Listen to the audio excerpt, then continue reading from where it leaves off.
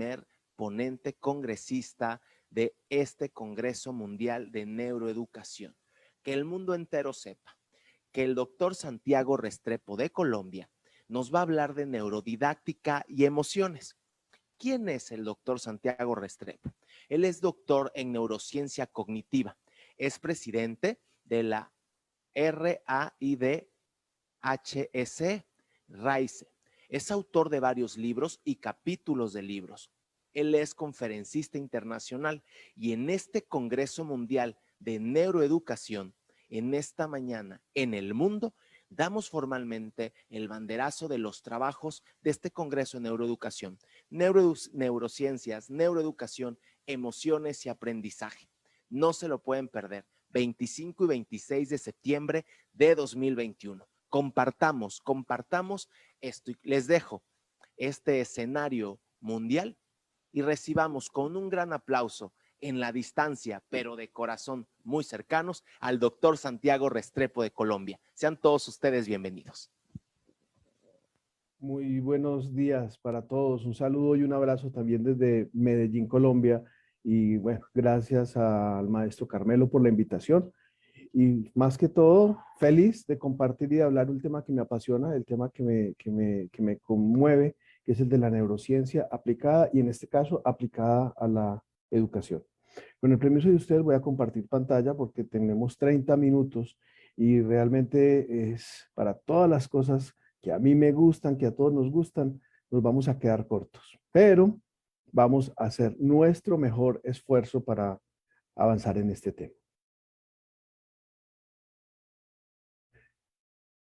Yo soy un fanático, yo sé que yo soy una persona adulta, sé que estoy casi en la tercera edad, pero soy fanático, friki, tal vez puedan ver un poco en la parte de atrás aquí en mi estudio, en mi casa. Soy un friki fanático de los cómics y entre ellos principalmente soy un admirador de Star Wars y de Darth Vader. Darth Vader nos habla y lo traigo aquí como a colación porque estamos hablando de didáctica y no podemos hablar de didáctica sin hablar de diversión.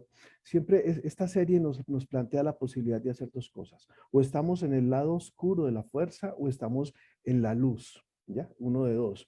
Pero la educación nos enseña, parafraseando a Darth Vader, con la educación se puede hacer absolutamente todo porque la educación es el poder más fuerte que cualquiera se puede imaginar.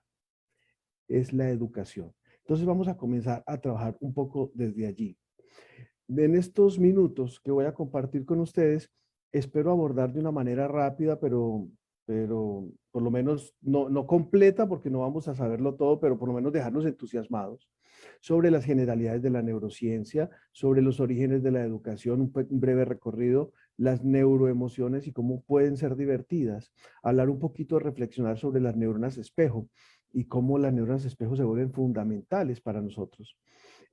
Conocer un poquitico que el cerebro, sobre el cerebro y cómo el cerebro es una obra maravillosa. Me gusta mucho utilizar la palabra milagro, es un milagro de la naturaleza.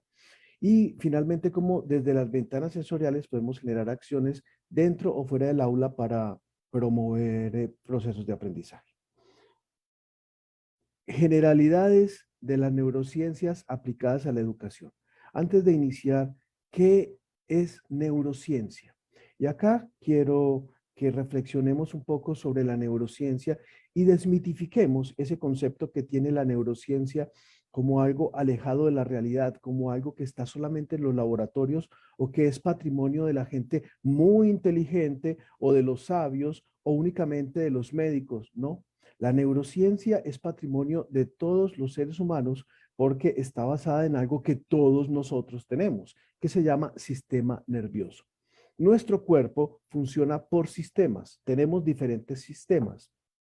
Podemos entender un sistema como aquel conjunto de acciones que ingresan un recurso, lo asimilan y eliminan aquello que no necesitan. Por tanto, tenemos sistema musculoesquelético, tenemos sistema digestivo, ingresamos lo que necesitamos, lo asimilamos y eliminamos lo que no. Tenemos sistema respiratorio, pero tenemos un sistema que es el sistema rector para todos y se llama sistema nervioso.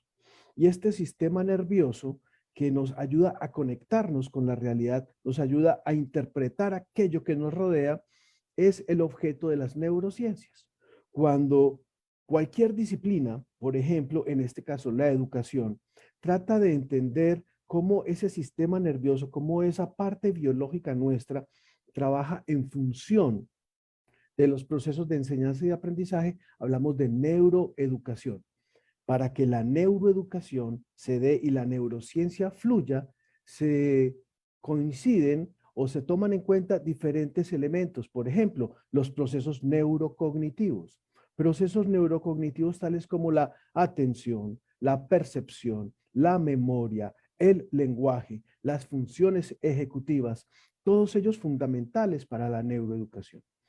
También para la neurociencia se tiene en cuenta la sorpresa. La sorpresa es una de aquellas emociones básicas, de aquellas 6 emociones básicas que se postulaban en teorías del siglo pasado, pero que siguen siendo básicas y siguen siendo reales, donde tenemos, por ejemplo, el miedo, la alegría, la sorpresa, que es la que tenemos allí, el disgusto, y la sorpresa es fundamental para el aprendizaje. En la medida en que generemos sorpresa en nuestros estudiantes, podemos abonar el espacio para que el aprendizaje se dé. La sorpresa podemos pensarla como el abono para el aprendizaje. La creatividad tiene también un asidero en la neurociencia. La creatividad es esa habilidad que tenemos las personas para generar alternativas frente a situaciones comunes. No pensemos en la creatividad como hacer inventos de tecnología súper avanzada, ¿no? La creatividad la vivimos y la ejercemos dentro y fuera del aula o en la vida día a día. Cuando se presenta una situación y ofrecemos alternativas diferentes a esa situación, estamos hablando de creatividad. Asimismo, la gestión emocional. Los seres humanos tenemos emociones y afortunadamente las tenemos, porque como mamíferos las tenemos para sobrevivir, para salir adelante. Ojo, no podemos ni debemos cohibir ni limitar las emociones. Cuando limitamos o cohibimos una emoción, es como si detuviéramos el cauce de un río. Tarde o temprano, ese cauce de ese río se va a desbordar y va a generar estragos. Las emociones no se limitan, no se coartan, se gestionan. Y eso forma parte de lo que hace la neurociencia. Y finalmente, la neurociencia es holística, es completamente integrada. Pero ¿cuál es la diferencia entonces entre neurociencia y neuroeducación con neurodidáctica? Lo interpreto de esta manera. Es interesante pensar que la educación se da gracias a conocer cómo funciona el cerebro. Y todas las personas, profesores, ingenieros, neurólogos, psicólogos, como es mi caso, estudiamos cómo funciona el cerebro en los procesos de aprendizaje. La neuroeducación es el área que se encarga de estudiar cómo se dan los procesos de enseñanza y de aprendizaje, pero la neurodidáctica es el área que se encarga de llevar a la práctica esos conceptos teóricos que la ciencia va abordando. Neurodidáctica y neuroeducación. Ninguna es más importante que la otra. Las dos se complementan y son fundamentales para el ejercicio eficiente y efectivo de los procesos de educación, de los procesos de enseñanza y de aprendizaje. La neuroeducación es la ciencia o es el estudio del funcionamiento del cerebro aplicado a los procesos, y la neurodidáctica, como vemos, es la aplicación de estos procesos tanto dentro como fuera del aula. Miren, estoy haciendo énfasis, neurodidáctica dentro y fuera del aula. Acá no estamos en ninguna aula, pero estamos facilitando procesos de aprendizaje. ¿Por qué? Porque estamos trabajando desde, como vemos allí, desde la memoria, que es una de las funciones neurocognitivas muy importantes, desde la lúdica incluye el juego, desde la creatividad, desde la que ya hablamos, la atención, que es otra función neurocognitiva, desde la cooperación, que es trabajo en equipo, desde la plasticidad, que es un concepto que miraremos más adelante, pero también desde la nutrición, desde la alimentación del cerebro, que también miraremos más adelante cómo y de qué manera afecta los procesos de aprendizaje. Bien, antes de continuar, vale la pena que hagamos un recorrido: orígenes de la educación, sociedad y cerebro unidos para el aprendizaje. no debemos pensar que la educación surge en el siglo XIX, siglo XX o siglo XXI. La educación nos ha acompañado a todos los seres humanos a través de toda la historia. Hagamos un poco de recorrido, hagamos un poco de historia, un poco de memoria. Los Homo o la especie Homo existe en la Tierra hace aproximadamente 1 millón de años. Pero los Homo sapiens, o sea, ustedes y yo, estamos hace aproximadamente 100 millones de años. Sí, hubo un momento en que hubo diferentes especies de Homo. Hubo Homo sapiens, Homo erectus, Australopithecus, diferentes convivimos, pero al final la especie Homo sapiens, que es la nuestra, digamos, ganó esa carrera evolutiva.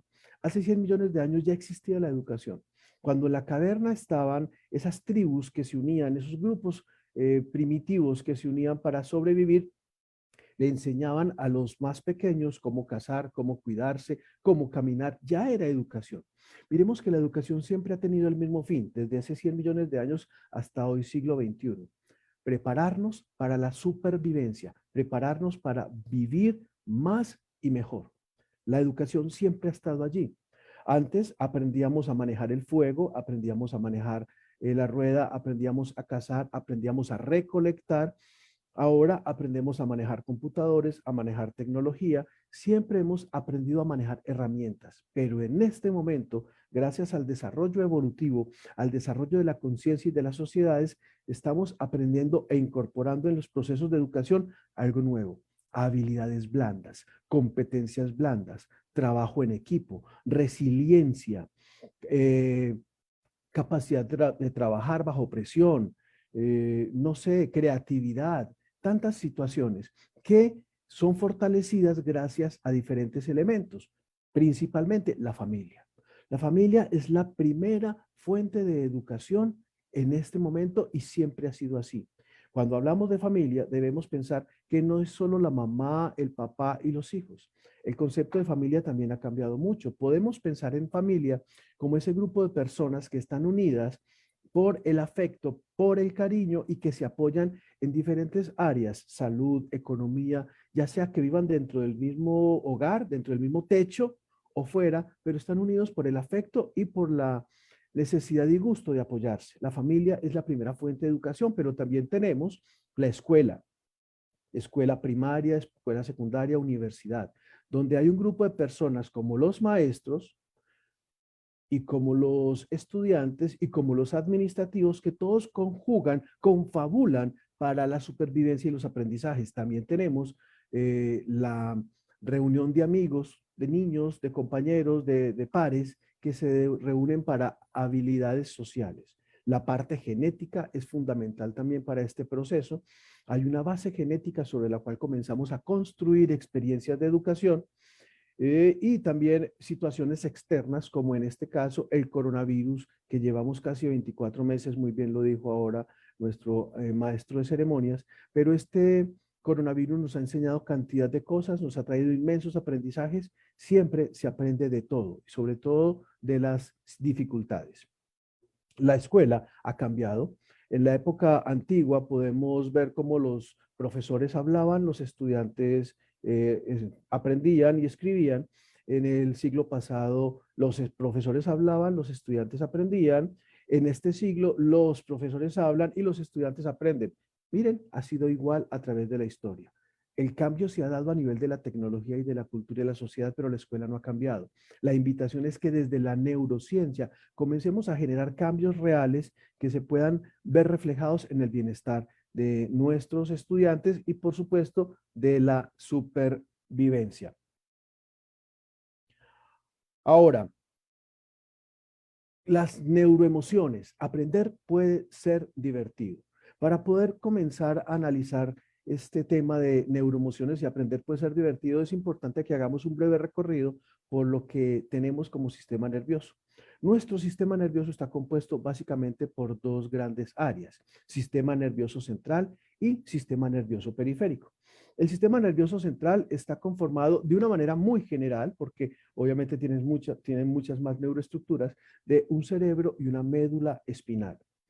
es la parte rectora de las emociones, de los pensamientos, de los movimientos y de las acciones. Pero también está compuesto de un sistema nervioso periférico que lleva toda la parte sensorial, sensomotriz, emocional, a todas las partes del cuerpo, al estómago, al sistema digestivo.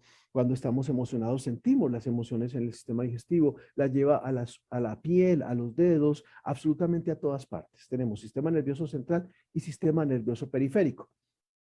El sistema nervioso central, nuestro cerebro, tiene también varias estructuras fundamentales para el proceso de aprendizaje. Tenemos 4 lóbulos: lóbulo frontal, que tiene como función, entre muchas otras, las funciones ejecutivas, priorizar, la toma de decisiones, los movimientos voluntarios, los juicios de valor.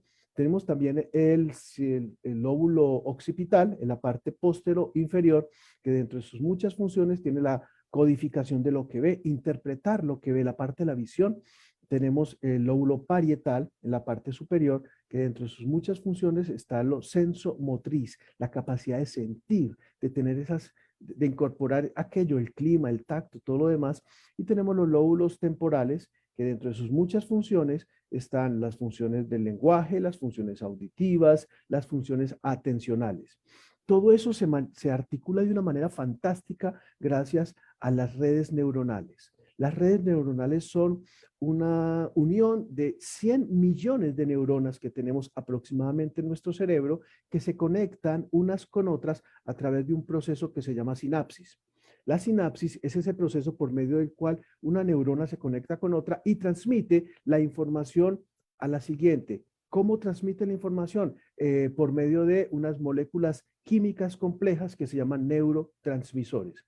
Esas moléculas o esos neuropéptidos complejos, neurotransmisores, son los responsables de todo, de las emociones, de los movimientos, de los pensamientos, de las acciones. Si tenemos las células neuronales sanas, tenemos grandes posibilidades de generar acciones de aprendizaje. Si las tenemos enfermas, tenemos menos posibilidades. De allí la importancia de la alimentación, de la respiración, del agua, porque son algunos de los muchos elementos que afectan la salud de nuestras neuronas. Pero también tenemos dentro de nuestro sistema nervioso central unos espacios, unas estructuras que manejan o que son responsables de liderar las emociones. Tenemos allí, por ejemplo, el sistema conocido como sistema límbico, que tiene al interior una serie de neuroestructuras fundamentales, como el tálamo, por ejemplo, que es una estructura que dentro de sus muchas funciones tiene la de filtrar los estímulos sensoriales para que logren afectar o no afectar la amígdala y el sistema emocional. Tenemos la amígdala o el sistema amigdalino que tenemos dentro de nuestro cerebro, que tiene gran impacto en las emociones, por ejemplo, en el miedo. Tenemos los ganglios basales, tenemos el hipocampo, que tiene gran relación con la memoria emocional. Es muy importante mirar acá que toda esta situación de las emociones se puede procesar de manera rápida o de manera lenta. La amígdala es ese interruptor que nos ayuda a procesar todo el sistema emocional después de que pasa el filtro talámico o el filtro del tálamo, que finalmente es quien nos dice qué estímulo pasa y genera emoción o qué estímulo no pasa. La vía rápida nos ayuda a sobrevivir. Por ejemplo, cuando llega una emoción como el miedo o la sorpresa, que pone en peligro nuestra salud física o mental, hay una vía rápida que produce una respuesta rápida. Por ejemplo, salir corriendo si nos van a atracar o nos van a robar. Pero también está la vía lenta, como el proceso de enamoramiento, como el proceso de seducción. En el tema de la educación es muy importante saber cómo vamos a utilizar las vías rápidas, emoción, o las vías lentas, seducción, enamoramiento, porque ambas tienen gran impacto en los procesos emocionales y en la neuroeducación. Ahora bien, toda esa información que llega por medio de los sentidos, generando emociones y motivando al estudiante para que aprenda, es integrada en la corteza orbitofrontal, es decir, en una parte de nuestro cerebro que se encarga de procesar qué me conviene y qué no me conviene. Hay que generar desde allí placer, sensación de bienestar.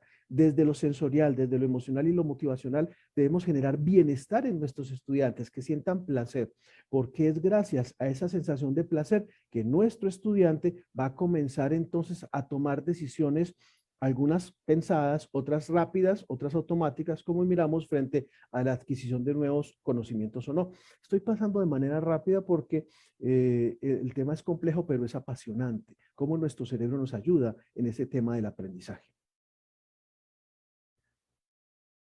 Uh, Hay una estructura, los espejos del cerebro, neuronas que ríen cuando ven a otros reír.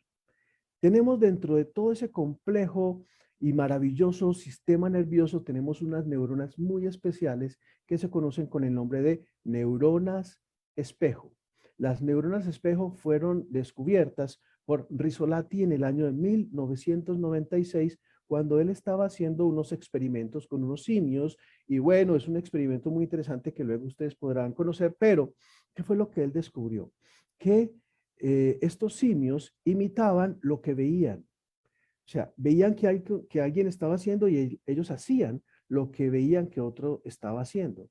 Y él le pareció curioso, ¿cómo es que se hace proceso de imitación? Entonces comenzó a investigar y se dio cuenta, descubrió que dentro del cerebro habían unas neuronas que se encargaban de incorporar la actividad que estaba siendo observada y que la repitiera. Continuaron sus procesos de investigación y se dieron cuenta que las neuronas espejo no solamente incorporaban los movimientos, también incorporaban los pensamientos, también incorporaban los sentimientos, también incorporaban las actitudes en general. Y se descubrió que las neuronas espejo son responsables en gran medida de la empatía. ¿Con qué aplicamos esto a los procesos de educación? Cuando estamos frente a un grupo de estudiantes, ellos están mirando lo que hacemos, están escuchando lo que decimos, están sintiendo lo que sentimos y lo están incorporando y volviendo lo propio, gracias a sus propias neuronas espejo. Es fundamental que los que ejercemos o ejercen el rol de maestros estén siempre monitoreando el mensaje que expresan y cómo lo expresan, porque las neuronas espejo de los estudiantes lo van a volver propio, incluso de una manera automática, de una manera no consciente. Van a adquirir la forma de pensar, de ser y de sentir las neuronas. Si usted ríe, su estudiante va a reír. Si usted está animado, su estudiante va a estar animado. Principio de la neurodidáctica. Llegue al aula feliz. Llegue al aula con ánimo, con energía y con ganas, porque eso es lo que usted va a transmitirle a los demás, siempre. Igual se aplicaría al trabajo o a cualquier otro espacio en el que estemos desarrollando. Hay una situación muy importante que se llama teoría de la mente. Les invito a que profundicen sobre ese concepto. Los seres humanos, sí, podemos leer la mente. Eso no es cuento de ciencia ficción.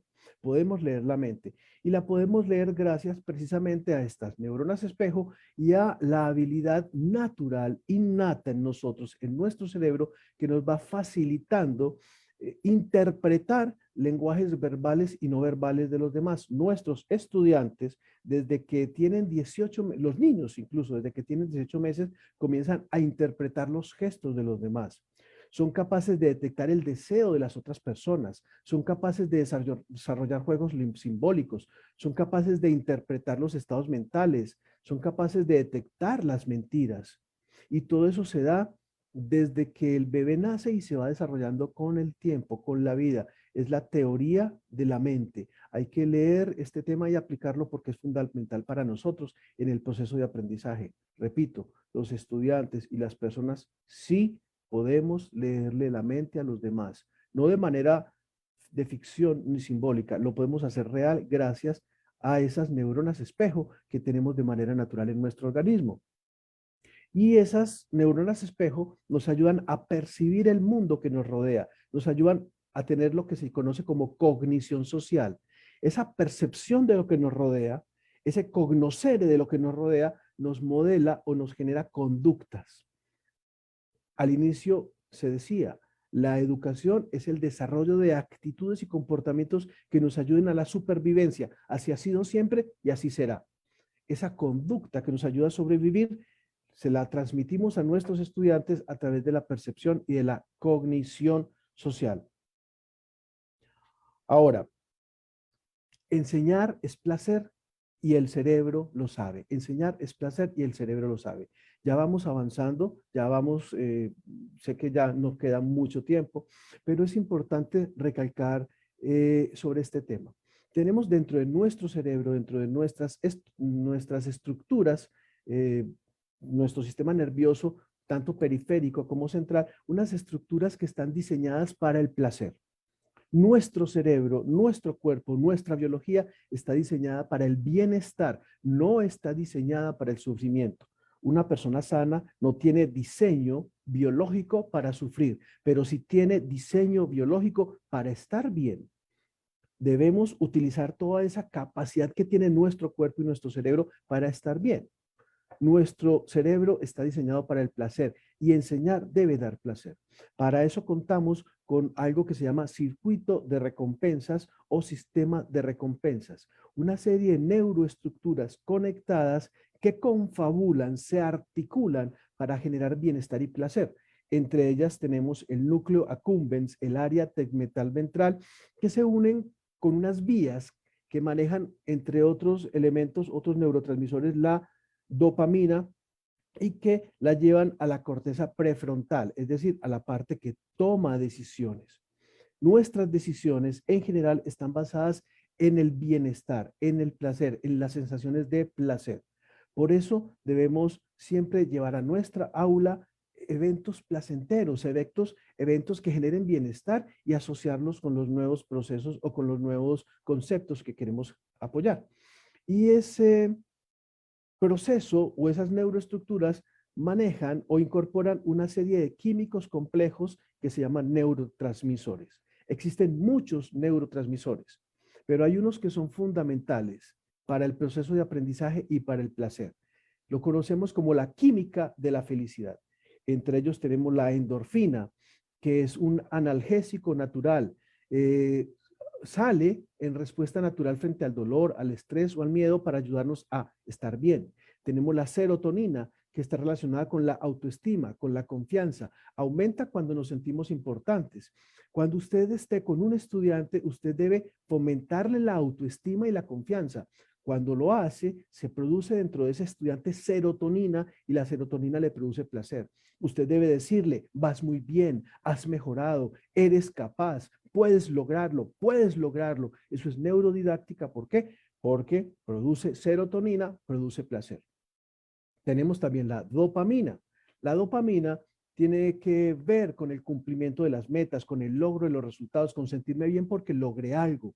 ¿Cómo lo podemos generar en el aula en nuestros estudiantes? Reconociéndoles, muy bien Santiago, lo hiciste excelente, excelente Carmelo, qué buen trabajo, te felicito, ya te vas acercando, muy bien. O decir, Esther, eres excelente, has logrado las metas. Cuando tratamos a nuestros estudiantes y les decimos ese tipo de palabras, estamos promoviendo la dopamina que va a generar placer. O la oxitocina que se da en las relaciones, en el vínculo que se da con los pares, cuando permitimos que nuestros estudiantes jueguen, compartan, hablen, cuando estamos con ellos, cuando hablamos con ellos.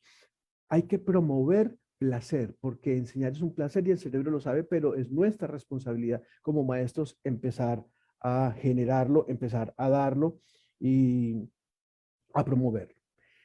El cerebro nos protege del peligro y lo hace gracias a varias estructuras, entre ellas la amígdala. La amígdala es una estructura que ya lo habíamos mencionado anteriormente, es una estructura que nos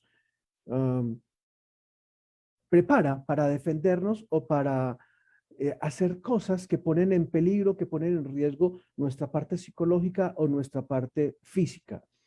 Es muy presente y será tema de profundizar más adelante, por ejemplo, en el caso del bullying o el matoneo. Ya para ir terminando, las ventanas sensoriales, el camino a nuevos conocimientos. ¿Cómo podemos aterrizar todo esto que hemos visto de manera general? Y sé que van a haber muchas cosas más en este gran congreso durante estos 2 días. ¿Cómo podemos aterrizarlo y llevarlo a la neurodidáctica dentro del aula? Los maestros dentro de su trabajo antes del aula. Para poder hacer neurodidáctica debemos trabajar antes, durante y después de ese encuentro con el estudiante. Antes del aula debemos tener claridad de cuáles son las características que tienen nuestros estudiantes, características de edad, características psicológicas, todo tipo de características. Y con esas características diseñar una serie de estímulos. Los estímulos o priming multisensorial deben estar relacionados con la sensación, la percepción y los sentimientos. Deben estar relacionados con diferentes estímulos. Tenemos solo 5 ventanas sensoriales. 5. Ventana visual, ventana auditiva, ventana olfativa, ventana táctil y ventana gustativa. Ese antes, para la neurodidáctica, es sentarnos a pensar, si mi estudiante tiene determinada edad, ¿qué estímulo visual puedo yo emplear para que le genere placer y bienestar asociado a ese concepto que yo quiero que aprenda? Matemáticas, historia, geografía, física, lo que sea que yo quiero, debe estar asociado a la ventana sensorial y debe generar placer, sentimientos y percepciones de placer. Y para eso puede utilizar ventanas sensoriales visuales, auditivas, olfativas, táctiles, gustativas. No nos limitemos, tenemos 5 opciones, 5 ventanas sensoriales, visuales, auditivas, táctiles y gustativas. La olfativa es muy especial y se la recomiendo de manera especial. Las visuales, auditivas, táctiles y gustativas llegan al sistema emocional, a la amígdala, al sistema límbico por vía rápida, directa, por vía lenta, por vía lenta porque deben pasar por el tálamo. El tálamo recibe lo visual, auditivo, táctil y gustativo y puede filtrar.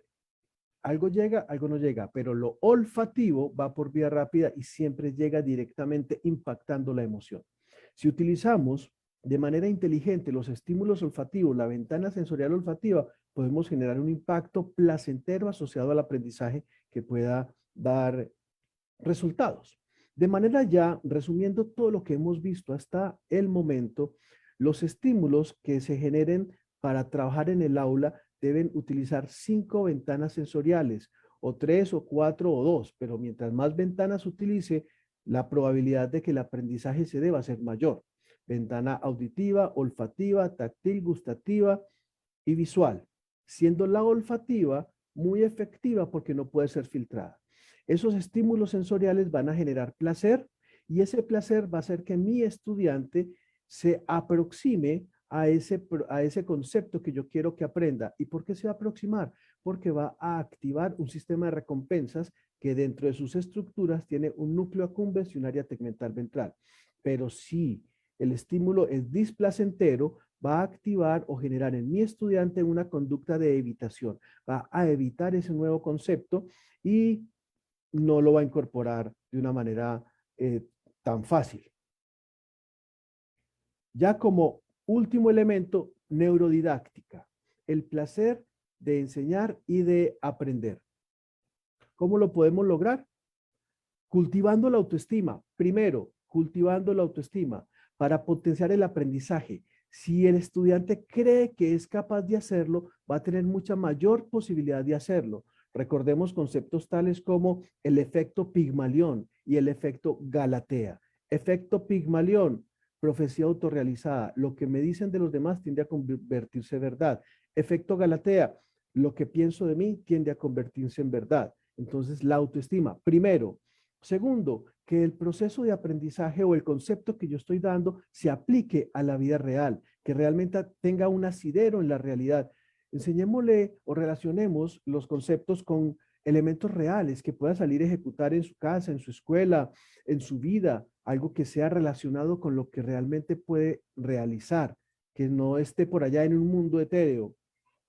No ponga límites a la creatividad. Cualquier idea que tenga su estudiante, no importa la edad, si es grande, si es pequeño, si es adulto, déjela que hable, déjela que exprese y fomente la creatividad porque es una función neurocognitiva superior que hay que trabajar. Es más, ni siquiera es una cognición, es una metacognición. El ejercicio físico es fundamental. Cuando nuestros estudiantes hacen ejercicio físico, se activan otra serie de neuroestructuras, otra serie de neuroquímicos, de neurotransmisores que van a facilitar y posibilitar los procesos de aprendizaje. Tema para profundizar, cómo la actividad física potencia y facilita la actividad cognitiva o intelectual. Y finalmente, el sueño. Hay que dar espacios de sueño. Cuando nuestros estudiantes, o mejor, cuando nuestro cerebro está durmiendo, sobre todo en fase REM, clasifica todos los aprendizajes del día y los va organizando. Es una manera de decirlo porque no funciona exactamente así. Cuando estamos dormidos, se comienza a organizar el aprendizaje del día y comienza a guardarse, por ejemplo, las improntas, aquellos aprendizajes cargados de emoción. Tengamos en cuenta que para la edad de nuestros estudiantes debemos utilizar diferentes estrategias, pero ante todo la risa, la risa. La risa es permanente para niños, para adultos, para adolescentes, porque cuando reímos pasan una cantidad de situaciones dentro de nuestro cerebro y alrededor de nuestro cuerpo que facilitan procesos de aprendizaje. Se liberan muchos neuroquímicos y neurotransmisores. Estimular sensorialmente, no limitarnos únicamente a tomar una tiza y un tablero y decir las cosas. Hay que generar multisensorialidad. Por ejemplo, para los adolescentes y preadolescentes, el contar historias, el cerebro se fascina con las historias, con las metáforas. Hablar siempre encanta, siempre enamora. Los juegos que generen retos gustan a personas de todas las edades, sobre todo adolescentes, preadolescentes o niños. El deporte es fundamental y ayuda mucho al aprendizaje, sobre todo en los adolescentes.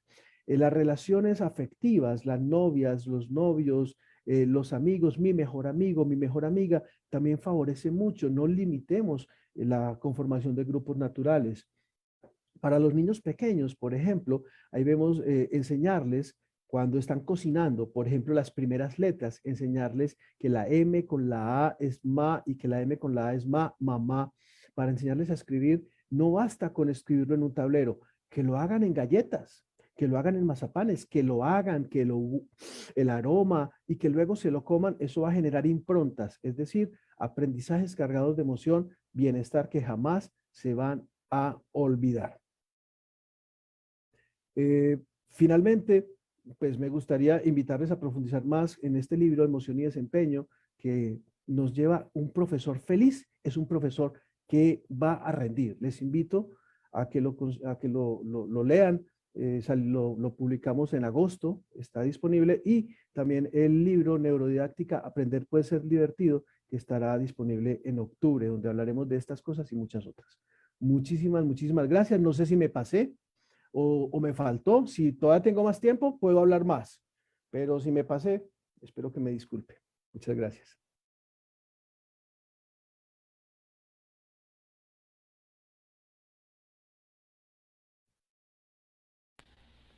Agradecemos al doctor Santiago Restrepo por su intervención y en este momento, ¿verdad? Pues le pasamos el micrófono al doctor Eduardo Carrión, quien tendrá con usted una serie de conversación, ¿verdad, doctor? Sobre las preguntas que han dado de nuestra audiencia y así, ¿verdad? Para continuar con este Congreso Mundial de Neuroeducación. Gracias, doctor, por su exposición. Adelante, doctor Carrión Muñoz, con las preguntas para el doctor Santiago Restrepo. Primeramente, en temas de tiempo tenemos todavía un poco más de tiempo. Si el doctor Restrepo quisiera hacer algunas conclusiones antes de las preguntas, podemos hacerlo aún. Sí, bueno, muchas gracias. Claro que sí. Como tenía media hora, entonces yo me estaba, pero hay mucho que hablar. Miren, hay una cantidad de conceptos que podemos aplicar a los procesos de aprendizaje y a la parte de la neurodidáctica. Es muy importante trabajar la parte de las emociones.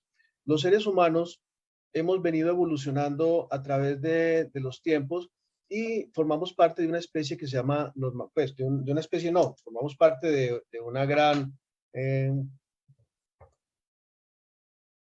un grupo de animales que somos mamíferos. Los mamíferos, a diferencia de los reptiles o a diferencia de las aves, tenemos unas estructuras en nuestro cerebro que nos ayudan a generar emociones. Las emociones surgen como parte de un proceso evolutivo para ayudarnos a sobrevivir, todas las emociones. Y tenemos dos tipos de emociones según plantean algunas teorías. Tenemos las emociones básicas, de las que ya hablamos, presentes, por ejemplo, de una manera magistral en la película Inside Out, donde hablan de estas emociones. Esas emociones básicas desde esta teoría son la alegría, la tristeza, el miedo, la sorpresa, el disgusto y la ira. Esas 6 emociones básicas nos ayudan a sobrevivir, pero también nos ayudan a aprender. Nos ayudan a aprender. Si nosotros, como maestros, utilizamos de una manera inteligente la multisensorialidad con las emociones, podemos generar un aprendizaje que se conoce como impronta. ¿Qué es la impronta? Es memoria emocional. Impronta es una memoria, es un concepto que queda grabado en nuestro hipocampo, en nuestra mente, pero que está asociado a una emoción muy fuerte. Cuando logramos llevar a los procesos de aprendizaje emociones fuertes que queden grabadas de esa manera, o sea, improntas, llevamos improntas, esos recuerdos jamás se van a olvidar. Si usted en este momento cierra sus ojos y piensa en un profesor que haya tenido en la primaria, se le va a venir a la mente siempre un profesor o una profesora que era o el más amable, o el más simpático, o el más querido, o lo contrario, que era que generó emociones displacenteras, pero siempre es la emoción. Entonces tengamos en cuenta. Y además hay otras emociones que son emociones secundarias. Las emociones secundarias son emociones más complejas que surgen de la combinación de las emociones básicas. Emociones secundarias, por ejemplo, tenemos el amor.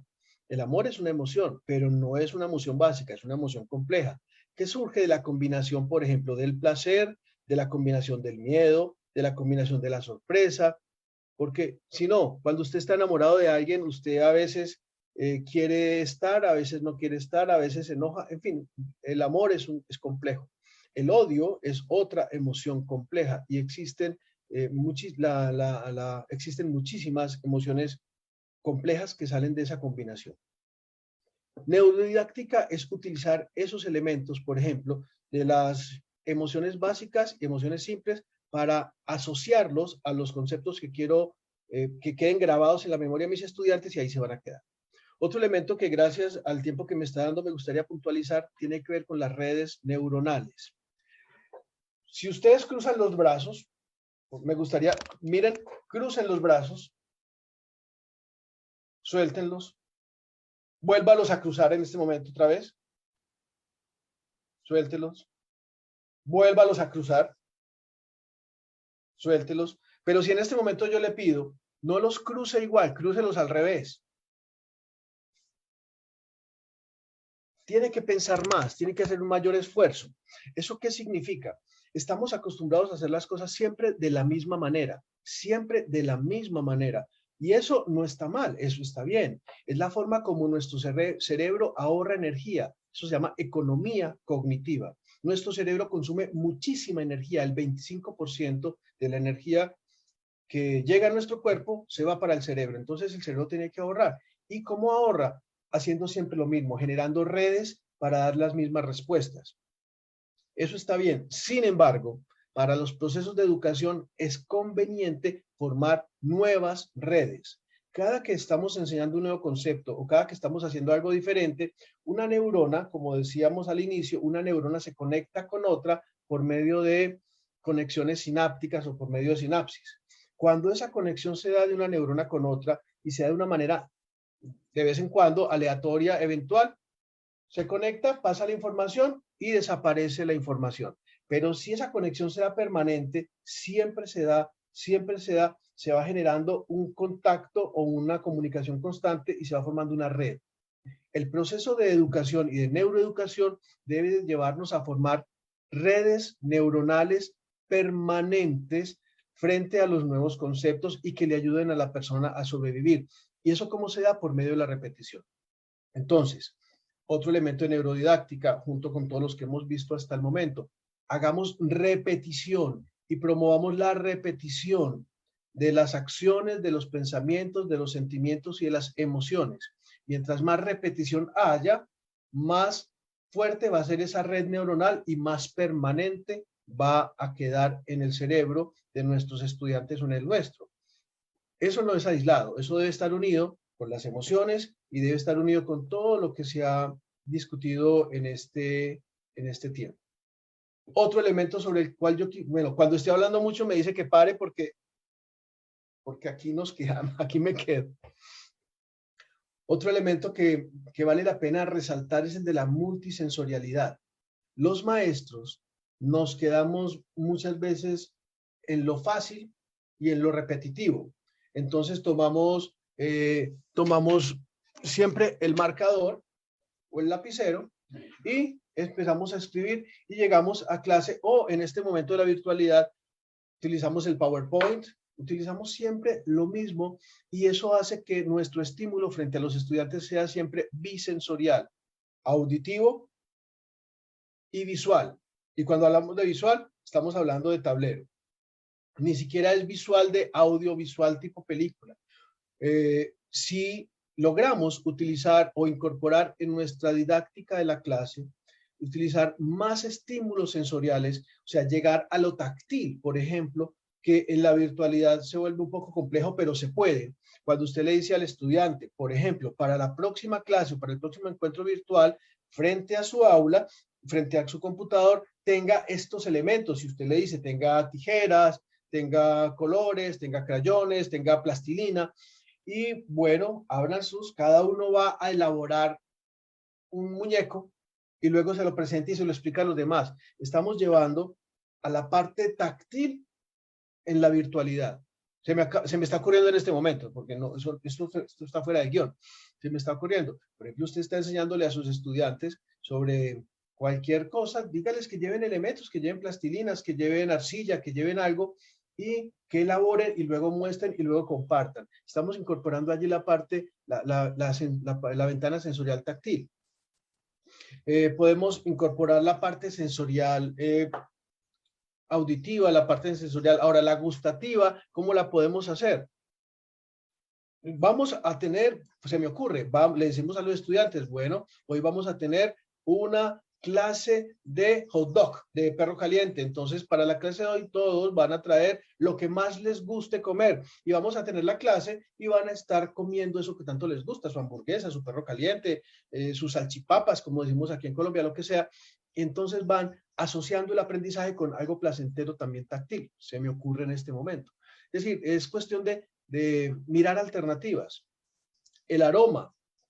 Puede decirle usted a los estudiantes, hay unos estudios muy interesantes con la parte olfativa, donde los aromas estimulan la generación de sensaciones placenteras, área tegmental ventral, núcleo accumbens, de lo que hemos hablado.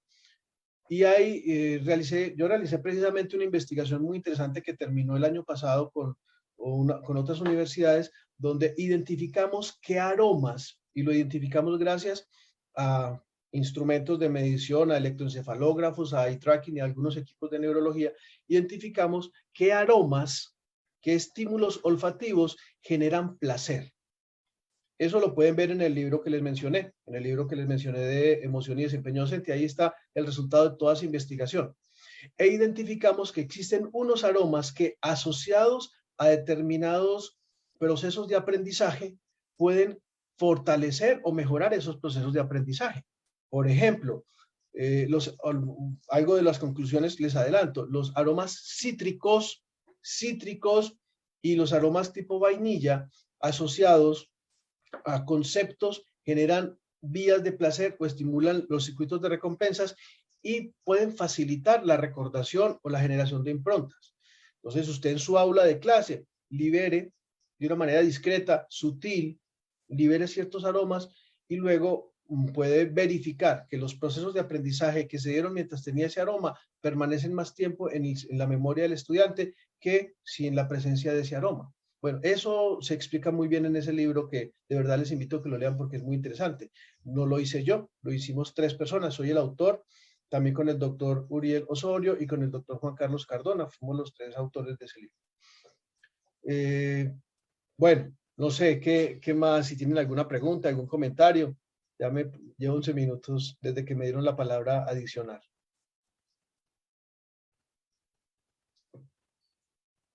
Efectivamente, ha sido, y traigo aquí ya los comentarios, ha sido muy interesante porque es, y lo hemos visto, o sea, son cientos de comentarios en general sobre su participación y creo que es la mejor manera de abrir este congreso porque pone sobre la mesa los diferentes conceptos, las diferentes ideas y empieza quizá las 1000 dudas.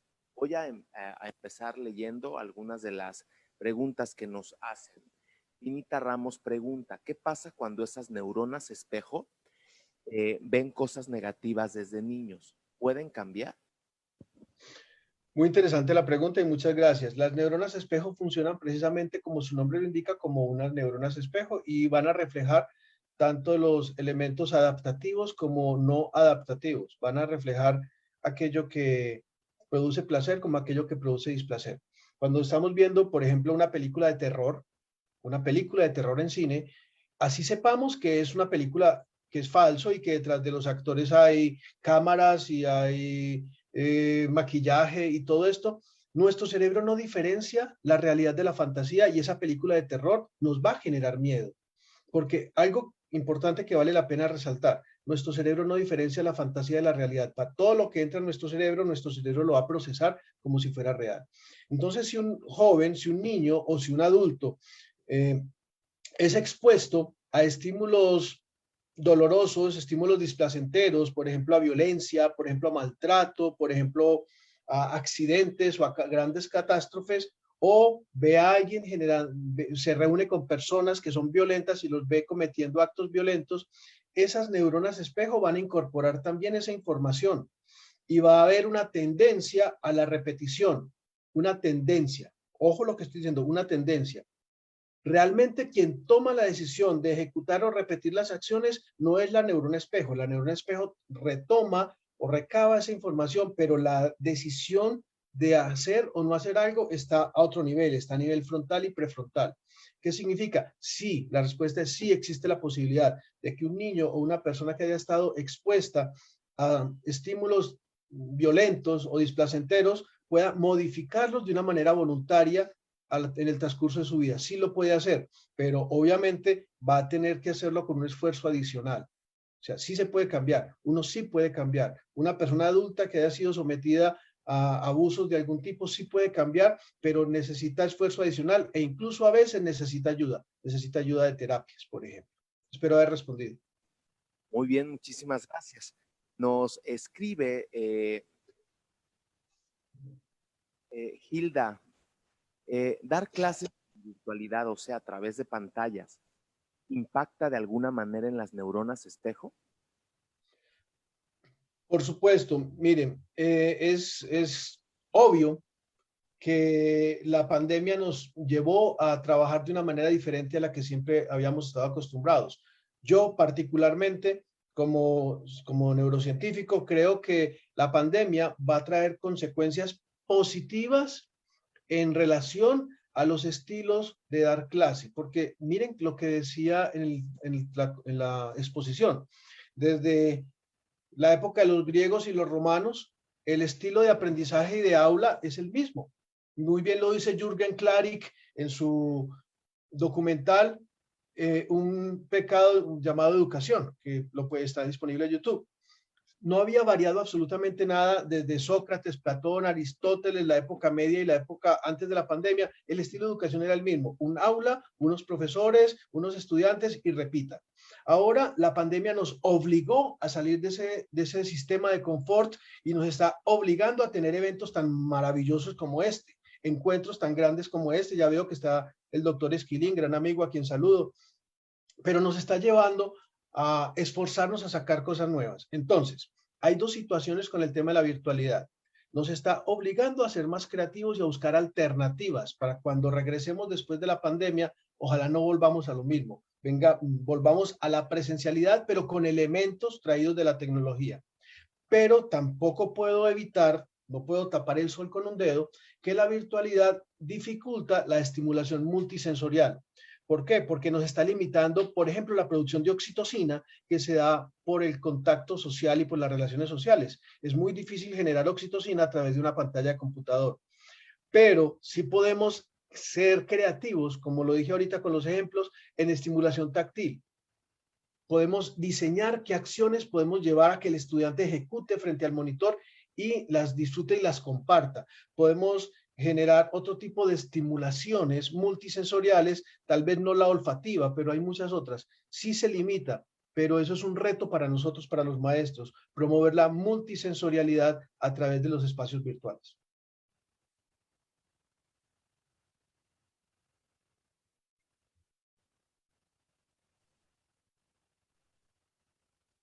No te escucho. Perdón, tenemos una pregunta más que nos hace Dayana Méndez. ¿Cómo trabajamos la neuroeducación o neurodidáctica para la enseñanza lectura del niño de educación inicial? Qué pregunta tan interesante. ¿Y cómo trabajamos la neurodidáctica para el niño para la lectura inicial? Bueno, voy a dar ideas. Siempre hay que tener en cuenta para el diseño, recuerden que hay un antes, un durante y un después en todo lo que tiene que ver con la didáctica. La neurodidáctica no viene a dar soluciones mágicas, ni viene a dar respuestas, ni a decir la didáctica y la pedagogía sale y entra la neurociencia, no. Entra es a dar apoyo. El proceso de preparación didáctica o preparación de clases sigue siendo el mismo. Hay que hacer un antes, un durante y un después. Hay que tener en cuenta los líderes o los protagonistas de ese proceso de aprendizaje. Recordemos que hay 3 protagonistas de ese proceso de aprendizaje. Un protagonista es quien aprende, otro protagonista es quien enseña y el otro protagonista es el mensaje. Entonces es un triángulo de aprendizaje. Quien aprende, quien enseña y el mensaje. Tengamos en cuenta cada uno de los protagonistas. ¿Cómo los tenemos en cuenta? Si yo soy el que enseña, yo debo conocer cuáles son mis habilidades, mis capacidades y mis competencias y trabajar sobre ellas. Yo no puedo utilizar como estrategia el baile si yo no sé bailar. O no puedo utilizar como estrategia el canto si yo no sé cantar. Entonces yo primero debo conocerme como maestro, mirar cuáles son mis competencias y mis habilidades y trabajar sobre esas para el proceso. Segundo, conocer al otro protagonista, el quien aprende. Aquí es importante incorporar teorías, por ejemplo, el de los aprendizajes múltiples o inteligencias múltiples y también el de la inteligencia emocional. Cada persona tiene estilos de aprendizaje, o sea, los tenemos similares como especie, pero también tenemos particularidades como individuo que pueden explicarse de las teorías de Gardner de las inteligencias múltiples o de Goleman desde la inteligencia emocional. Entonces, conocer cómo son mis estudiantes, cómo son en su individualidad para tratar en la manera de lo posible de llegarle a cada uno de ellos. Y tercero, conocer el mensaje. No es lo mismo enseñar matemáticas que enseñar historia o enseñar sociales. Una vez que tengo esos 3 elementos y que tengo claridad de esos elementos, debo irme al antes, es decir, preparar la clase, sea virtual o presencial, no importa. ¿Y cómo la preparo? Generando los estímulos multisensoriales más adecuados para esos protagonistas de los que yo acabo de hablar. Por último, entonces, comienzo a dar la clase y al final está la realimentación. ¿Cómo se me ocurre que podíamos trabajar ya respondiendo esa pregunta concreta? Aunque en el libro que sale en octubre va a estar mucho más detallado, elementos 1, 2, 3, 4, 5, con ejercicios claros, que va a estar en octubre disponible. ¿Cómo se me puede hacer? Y lo defiendo mucho y me gusta, había un dibujo, con la comida. Cuando estamos cocinando, a los niños les encantan las galletas, les encantan los dulces. ¿Por qué les gustan los dulces? Porque su cerebro necesita glucosa, porque está en pleno desarrollo. Necesita glucosa y por eso le encanta el dulce. Es natural que le guste el dulce.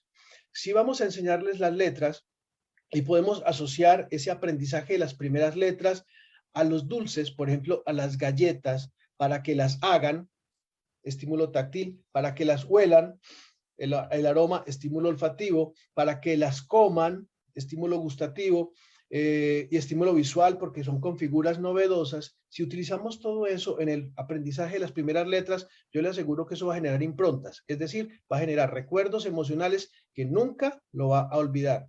Obvio, requiere un trabajo, requiere una preparación y requiere un seguimiento.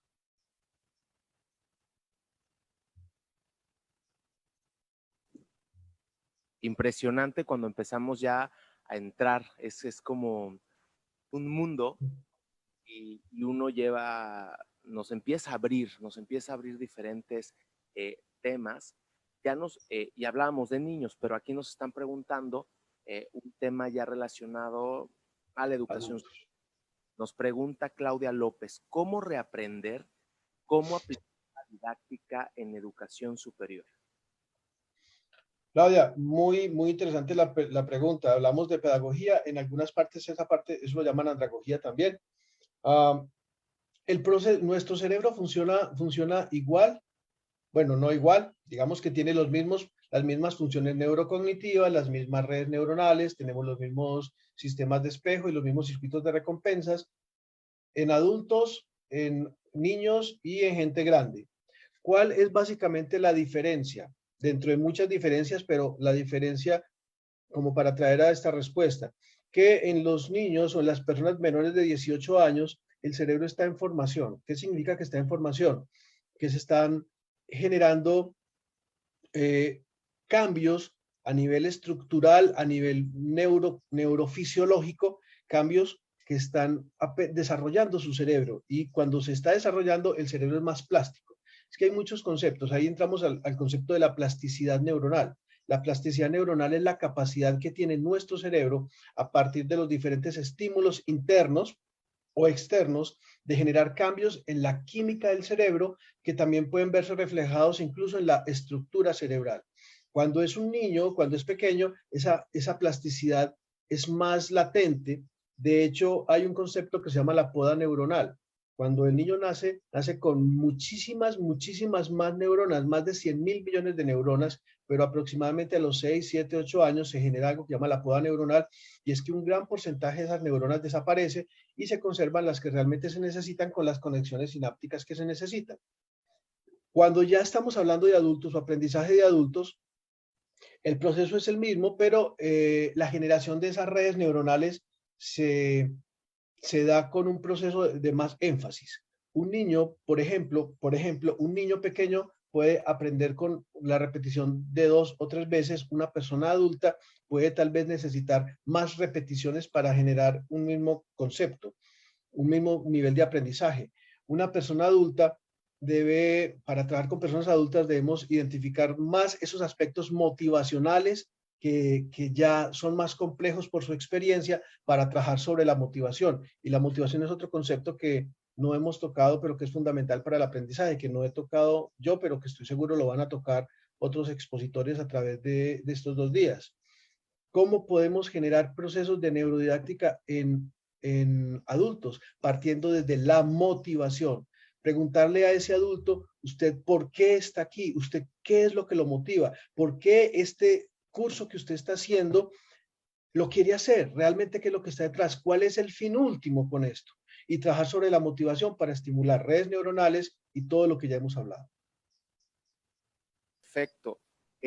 Hay una pregunta, bueno, hay muchas preguntas, pero me parece interesante que podamos, voy a leer 2 y ahí ya usted decide cómo vamos contestando. ¿Cómo aplicar la neuroeducación en la enseñanza del inglés o en educación bilingüe? Y la segunda pregunta dice, ¿cuál es su opinión cuando el niño no logra aprender y es tildado de problemas con aprendizaje? O incluso acá en México era muy común que se le dijera a los niños, eres un burro. Y entonces frustrabas, no sé, creo que impactaba en el desarrollo. Mire, las 2 preguntas son muy importantes, las 2 preguntas son difíciles de responder. Yo quisiera, voy a dar más bien, no una respuesta, sino un concepto o una idea, porque estoy seguro que, por ejemplo, el doctor Juan Martínez y muchos otros compañeros que van a estar más adelante, sé que tienen más elementos que yo para responder. Por ejemplo, en el tema del inglés, me declaro impedido porque mi nivel de inglés no es excelente, yo soy B2, en fin, me defiendo, pero entonces sí, yo no, es lo que hablaba, yo como profesor tengo que poner cuál es mi limitación.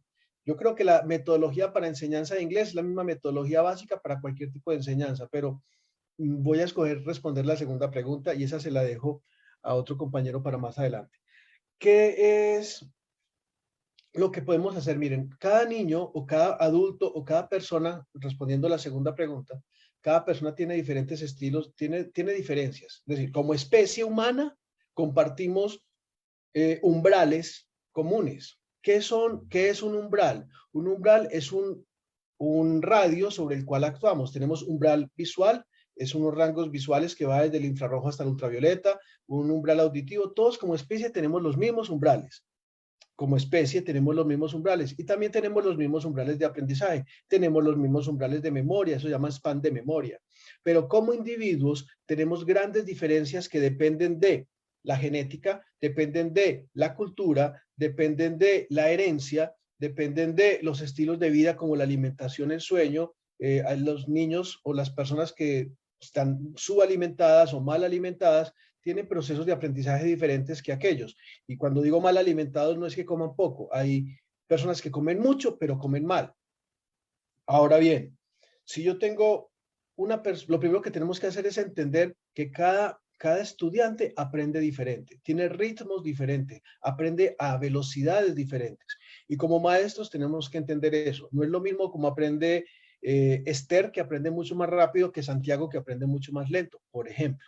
Y eso no hace que Esther sea más inteligente y Santiago sea más bruto o más burro. No, simplemente tienen estilos de aprendizaje diferentes.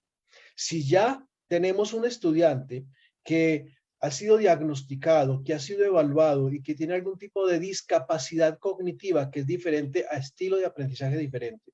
Todos tenemos estilos de aprendizaje diferentes, pero eso no evita que hayan de pronto estudiantes que sí tienen algún tipo de discapacidad cognitiva o que están en algo que se llama border. El cociente intelectual, según las escalas de Wechsler, está dado entre 90 y 110. Eso es un tema largo que seguramente hablarán más adelante. 90 y 110. Las personas con aprendizajes, digamos, estándar, están o estamos entre 90 y 110. Las personas que están sobre 110 pueden comenzar a tener ciertos grados de genialidad. Y las personas que están entre 70 y 90 están en algo que se llama borderline o inteligencia limítrofe. Es posible que estos niños que llamamos burros, que nunca deberíamos llamarlos burros, pero que llamamos burros, bueno, yo no los llamo burros, están en ese border, 70 y 90. ¿Qué significa? Que estos estudiantes pueden aprender igual que los demás, pero necesitan más repetición. Sus redes neuronales necesitan más repetición para poderse formar. Si ya están por debajo de 70, en esa medición están 40, 50, ya podemos hablar de que tienen niveles de discapacidad cognitiva o niveles de aprendizaje diferentes y ya requieren una educación especial, una educación más focalizada a esas limitaciones o esas dificultades, y ya eso es tema diferente para tratar. Sí se puede dar, sí se puede hacer dependiendo del nivel de discapacidad cognitiva. Hay niveles de discapacidad cognitiva de 50, 60 que se pueden trabajar, pero ya de 50 hacia abajo cada vez es más difícil transmitir esos conocimientos que le ayuden a la supervivencia y van a necesitar más ayuda. Que le demos un aplauso muy fuerte, fuerte de verdad al doctor Santiago Restrepo por la oportunidad de poder compartir en este congreso mundial sobre neuroeducación. Gracias por aperturar con esta magnífica conferencia el conocimiento. Creo que es una oportunidad importante y finalizar una frase que deje la pandemia en el doctor Restrepo. Bueno, no la pandemia, es una frase que llevo en la vida y que me marca y que les invito a que no a que la digamos, a que la vivamos. Quienes me conocen, que muchos de los que estamos en este congreso son mis amigos y mis amigas y no los menciono porque son muchísimos, pero es esta. Nacimos para ser felices, nacimos para vivir en felicidad. Es nuestra decisión si queremos caminar en felicidad. El aprendizaje se da con felicidad, nacimos para ser felices, nacimos para ser neurofelices. Muchas gracias. Nacimos para ser felices. Muy bien, un aplauso, muchísimas gracias en México, Colombia, Puerto Rico y todos los países participantes.